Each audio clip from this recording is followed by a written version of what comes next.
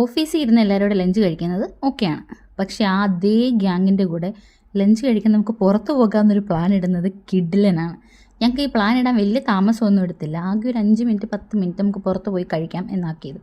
പക്ഷേ എന്ത് കഴിക്കണം എന്ന് ഡിസൈഡ് ചെയ്തത്, എവിടെ പോയി കഴിക്കണം എന്ന് ഡിസൈഡ് ചെയ്തത് കുറേ സമയമെടുത്തു. നിങ്ങളും ഇങ്ങനെ തന്നെയാണോ? ഞങ്ങളെപ്പോഴും അതെ, എപ്പോഴെങ്കിലും ഒന്ന് പുറത്ത് പോയി ഫുഡ് കഴിക്കാൻ തീരുമാനിച്ചാൽ അത് ഓക്കെയാണ്. പക്ഷേ എവിടെ പോകും, എന്ത് കഴിക്കും എന്നുള്ളത് ഭയങ്കര കൺഫ്യൂഷനാണ്.